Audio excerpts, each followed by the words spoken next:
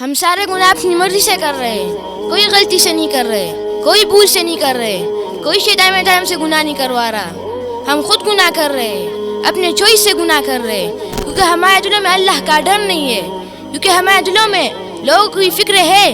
اسی وجہ سے لوگوں سے چپ چپ کر کمروں میں جا کر گناہ کرتے ہیں، لیکن اس رب کی فکر نہیں جو کمرے میں بھی ہے، باہر بھی ہے اور جو شارک سے بھی قریب ہے.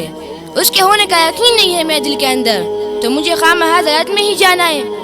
اگر اس کے ہونے کا یقین نہیں ہے میرے دل کے اندر، تو مجھے بے حیائی کو ہی پروموٹ کرنا ہے. جب اس کے ہونے کا یقین ہوگا اور جب مجھے پتا ہوگا کہ میرا رب جس نے مجھے پیدا کیا، جس نے مجھے آج تک کھلایا سلایا، جس نے آج تک میری ہر نیڈ کو پورا کیا، جو مجھے موت دے گا اور مرنے کے بعد مجھے زندہ کرے گا اور زندہ کرنے کے بعد مجھ سے ہر عمل کا پوچھے گا. اگر مجھے ان باتوں کا یقین ہوتا تو مجھے بتاؤ، کیا یہ تصور، یہ خیالات، یہ ایموشن مجھے گناہوں کے قریب جانے دیتے؟ مجھے اللہ کا ڈر گناہوں کے قریب جانے دیتا؟ لوگ کے ڈر مجھے گناہوں سے روک سکتا ہے، تو کیا اللہ کا ڈر میری اندر کے ڈیزائر کو چینج نہیں کر سکتا؟ تو کیا اللہ کا ڈر میری زندگی کو نہیں بدل سکتا؟ لوگوں کو تو آپ دھوکہ بھی دے سکتے ہو، لوگوں کی تو نظریں ادھر ہونی ہے تو آپ نے اپنی ایکٹیویٹیز کو پوری کر لینی ہے، لوگوں تو پھر بھی پتہ نہیں چلنا، لیکن اللہ تو 24 گھنٹے تمہارے ساتھ ہوتا ہے. تم سو جاتے ہو پھر بھی وہ تم سے غافل نہیں ہوتا. اس اللہ کو کیسے دھوکہ دے رہے ہو؟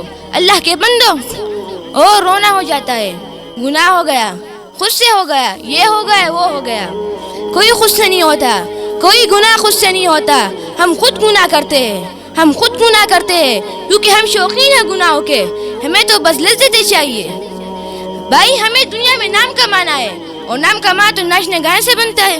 بھائی ہمیں پیسے چاہیے، حلال کمانا مشکل ہے، حرام کمانا زیادہ آسان ہے، تو میں پھر کیوں حلال کی طرف جاؤں؟ جب انسان مٹیریلسٹک چیزوں سے اپنی ایمان بیچ دیتا ہے تو پھر اس کے ساتھ ایسا ہی ہوتا ہے.